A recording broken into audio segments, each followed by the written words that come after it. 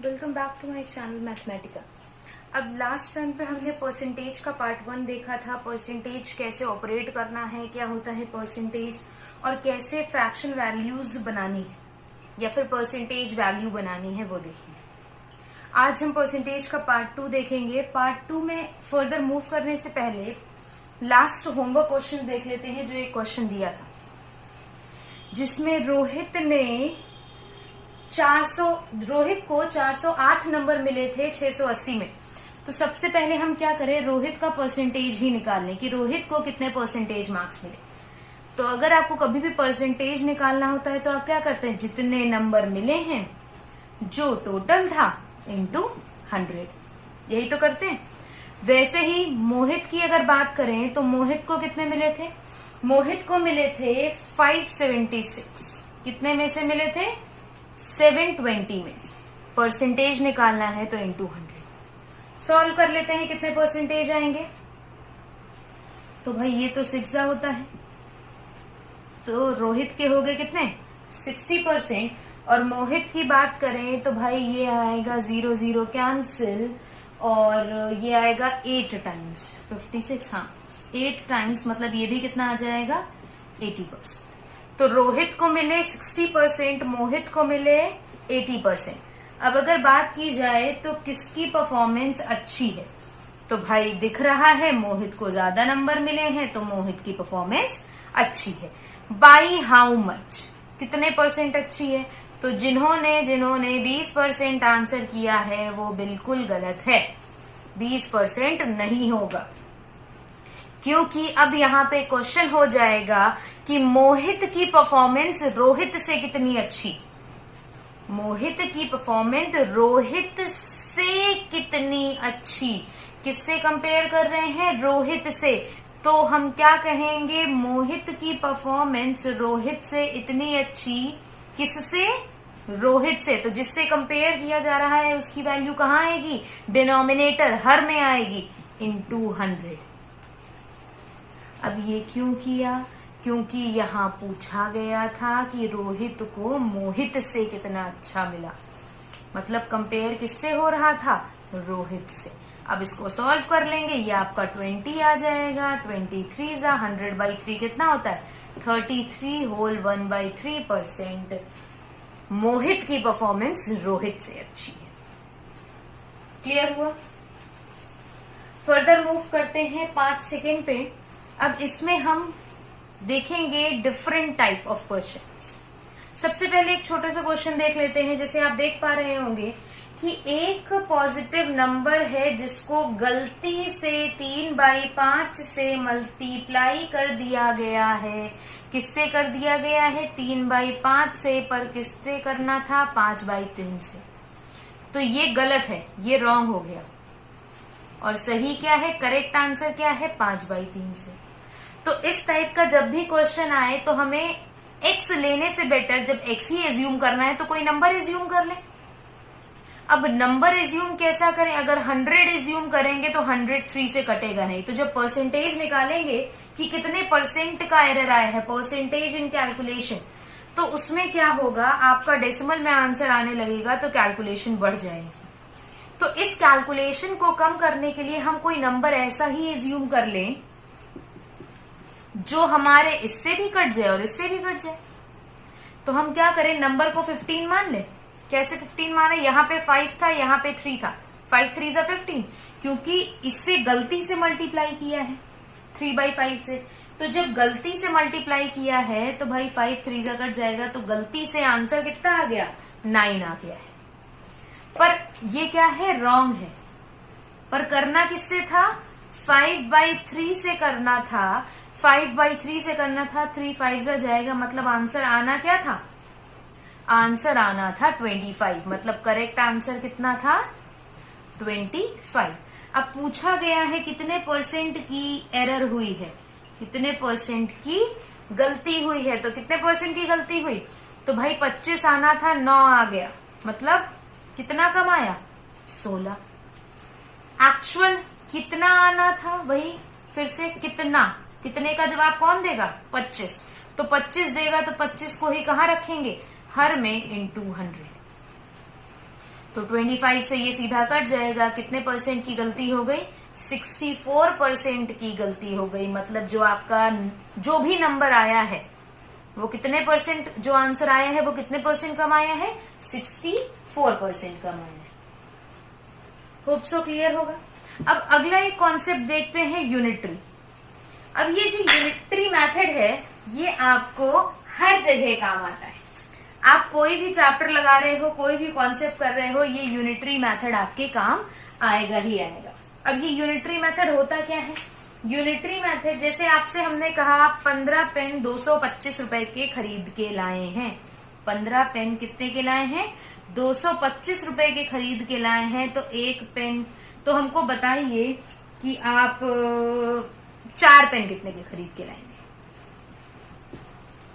तो जिस तरीके से ये निकालेंगे यही ही कहलाएगा यूनिटरी मेथड। तो 15 पेन जब 225 के हैं तो एक पेन कितना का हो जाएगा? 225 बाई 15 कितना? 15। अब एक पेन की अगर कीमत 15 रुपए आ गई तो भाई 4 पेन की कीमत क्या आ जाएगी? 4 इंटू 15 कितना? 60। कितने रुपए के खरीद के लाए हैं? 60 रुपए। इसे यूनिटरी मेथड क्यों कहते हैं? कि सबसे पहले हम एक यूनिट की वैल्यू निकालते हैं कि 15 यूनिट की कॉस्ट अगर ये है तो एक यूनिट की कॉस्ट कितनी होगी, फिर जितने की आपको निकालनी है वो निकालनी है। भाई 15 की वैल्यू ज्यादा होगी, जब एक पेन लाए हैं तो रुपए कम देने पड़ेंगे, और फिर जब 4 पेन लाएंगे तो एक से ज्यादा देना पड़ेगा। अब ऐसे ही अगला देख लेते हैं। जैसे सपोज कीजिए आपसे कहा कि हम 10 टॉय खरीद के लाए। 10 टॉय खरीद के लाए हैं 445 के। बताइए 16 टॉय जब हम खरीदेंगे तो कॉस्ट क्या होगी? तो 10 टॉय अगर 445 के हैं तो एक टॉय कितना हो जाएगा? 445 बाई 10 का। यहाँ डेसिमल ना लगाने लगिएगा, ना 5 से मल्टीप्लाई डिवाइड करने लगिएगा, ये बहुत लेंदी पड़ जाएगा। सीधे देखिए क्या किसकी वैल्यू निकालनी है? 16 टॉय की निकालनी है। तो 1 टॉय की कीमत से एक से ज्यादा की निकालनी है तो क्या करें? इंटू 16 कर दें। अब यहाँ पे आप रिड्यूस कीजिए, 5 से काटेंगे तो 89 आएगा, ये 5 2 आ जाएगा। 2 से काटेंगे तो ये 8 हो जाएगा। सीधे 89 इंटू 8 करेंगे तो 8 9 कितना होता है? 720। उससे 8 कम कर दें, कितना आ जाएगा? 712। 712 रुपए की कितने टॉयज आएंगे आपके? 16 टॉयज की कीमत। होप सो क्लियर होगा। अब ये यूनिटरी मेथड क्वेश्चंस में कैसे यूज करना है, किस तरीके के क्वेश्चंस आते हैं वो डिस्कस कर लेते हैं। जैसे कि आप देख पा रहे हैं पहला क्वेश्चन लिखा है 59% of a number is 760 more than 40% of the same number. 59% किसी नंबर का और उसी नंबर का 40%, और जो भी आंसर आया है उनका डिफरेंस कितना होगा? 760 होगा। तो 59% किसी नंबर का और उसी नंबर का 40%, तो भाई परसेंटेज में डिफरेंस कितना आ गया? 19% का आ गया।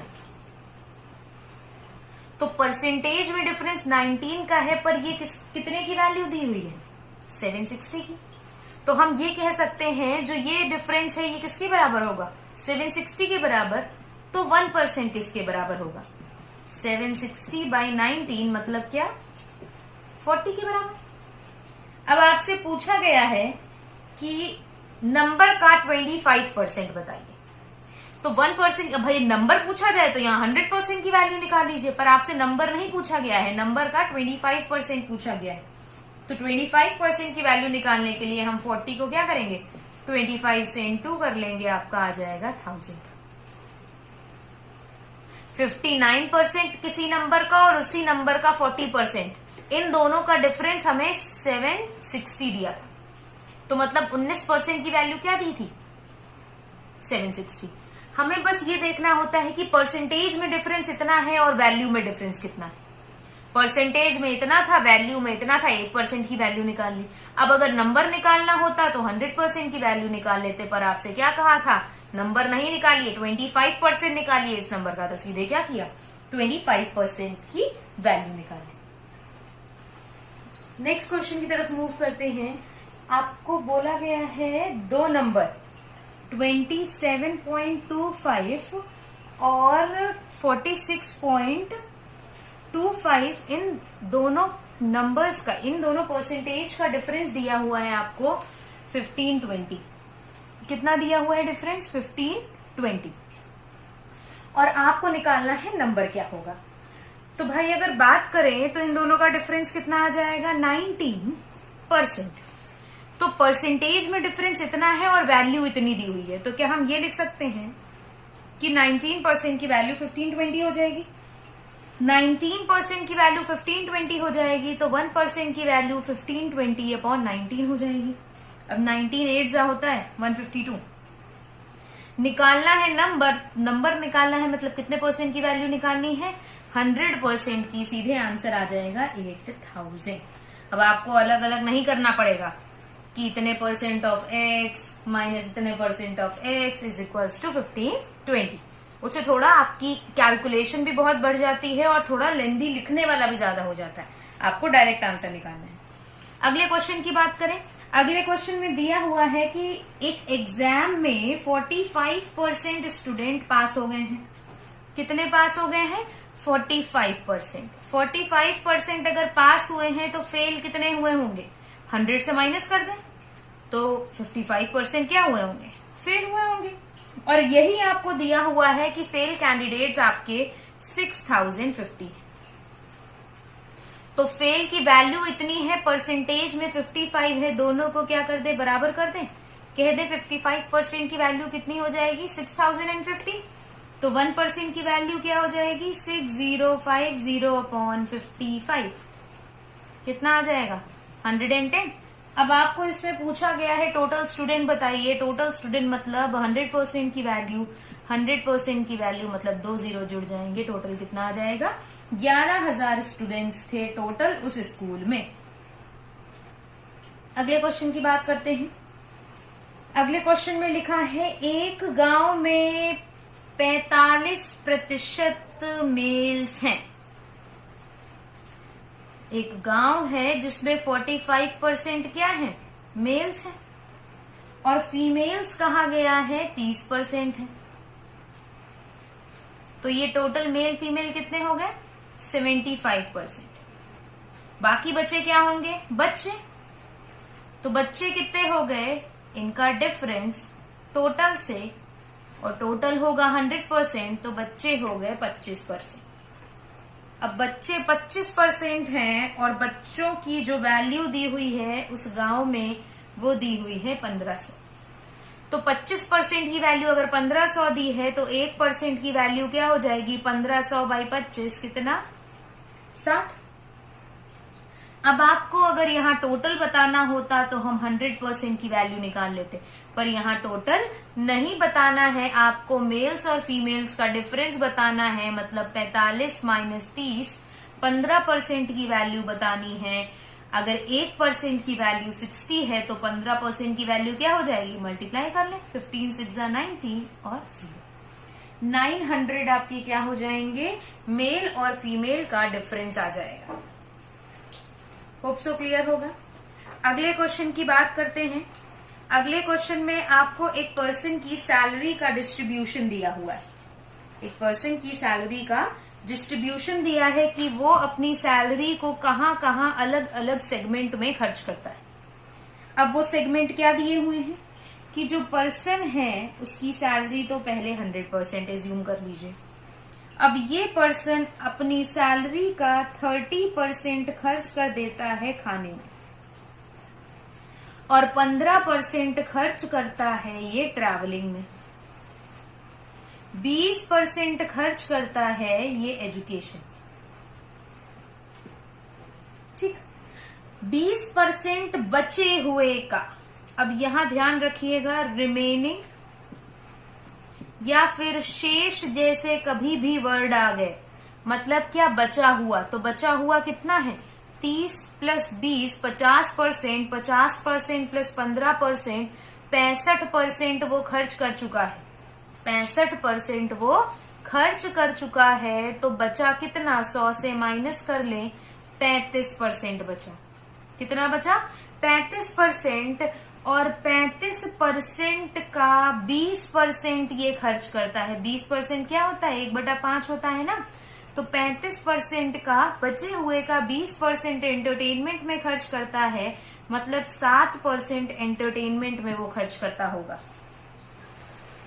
जब भी रिमेनिंग या शेष जैसे वर्ड्स आएंगे, इसका मतलब क्या है कि जितना पहले खर्च कर चुके हैं उसको टोटल से माइनस कर देंगे हम। अब 35% बचा था, उसमें से भी आप 7% खर्च कर चुके हैं, तो बचा कितना, परसेंटेज में 28 पर दिया हुआ है 11,200। तो 1% की वैल्यू क्या हो जाएगी, 11,200/28। ये आ जाएगा आपका कितना, ये आ जाएगा आपका 400। अब आपको निकालनी है टोटल इनकम। टोटल इनकम कितनी मानी थी, 100%। 100% की वैल्यू क्या आ जाएगी, 40,000। तो उस पर्सन की इनकम कितनी हो जाएगी, 40,000 हो जाएगी। अब इसमें अलग अलग हमने एक्स को एज्यूम करके नहीं किया कि सैलरी को एक्स मान लिया, हमने टोटल 100% मान लिया और परसेंटेज में ही इसका सोल्यूशन कर दिया। अब अगले क्वेश्चन की बात करते हैं। अगले क्वेश्चन में दिया हुआ है, एक लाइब्रेरी की बात की गई है, पुस्तकालय की बात की गई है। उस पुस्तकालय में 60% किताबें हिंदी में है। तो हम मान लेते हैं टोटल बुक्स कितनी है, 100%। तो 60% मतलब 60% किसमें है, हिंदी में है।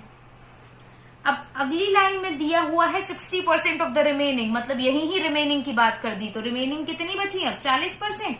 अब इसकी 60%, इसकी 60%, 60% मतलब कितना होता है, 60/100 मतलब 3/5। तो बची हुई की 60%, ये कितना आ जाएगा, 5 8 24% की बात कर रहे हैं ये। तो बचे हुए की 60% इंग्लिश में दी हुई है आपको, 60% हिंदी में हो गई, बची 40 का 60% निकाला, 60% 3/5 होता है, तो ये कितना आ गया, 24% हो गई इंग्लिश में।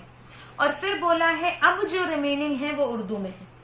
अब जो रिमेनिंग है वो उर्दू में है। 40 बची थी, 24 खर्च कर ली, तो बची कितनी, 16%। कितनी बची, 16%। और आपको दिया हुआ है ये 16% किसमें हो जाएंगी, उर्दू में हो जाएंगी। अब आपसे कहा गया है उस लाइब्रेरी में 3600 बुक्स इंग्लिश में थी। अब इंग्लिश की वैल्यू आपको 3600 दी हुई है और इंग्लिश में आपको कितनी बुक्स दी हुई है, 24%। तो हम क्या ये कह सकते हैं 24% की वैल्यू क्या हो जाएगी, 3600 हो जाएगी। 1% की बात करें तो ये क्या आ जाएगा, 3600/24। और हमें कहा गया है बताइए उसमें उर्दू बुक्स कितनी हैं। उर्दू बुक्स परसेंटेज में हमारी 16% है, तो मतलब हमें 16% की वैल्यू निकालनी है। तो 3600/24, थोड़ा इधर लिख लेते हैं, 16% की वैल्यू निकालनी है, मतलब 3600/24 इंटू 16। 8 2 16, 8 3 24, 3 से 12 बार सीधे चला जाएगा और 12 2 हो जाएगा 24, देन 100। तो कितनी किताबें उर्दू की हैं, 2400 किताबें उर्दू की उस लाइब्रेरी में प्रेजेंट हैं। होप सो क्लियर होगा। यहाँ पे हमने यूनिटरी मेथड की अलग अलग क्वेश्चंस कैसे आते हैं यही डिस्कस किया है। नेक्स्ट वीडियो में नेक्स्ट पार्ट लेकर के आएंगे जो पास फेल वाला कॉन्सेप्ट होता है और वोट्स वाला कॉन्सेप्ट होता है, वैलिड वोट्स, इनवैलिड वोट्स। तो ये दो कॉन्सेप्ट हम अब अगली वीडियो में बताएंगे। Thank you so much. Channel को जिसने सब्सक्राइब ना किया हो सब्सक्राइब कर लें और इस वीडियो को लाइक करें।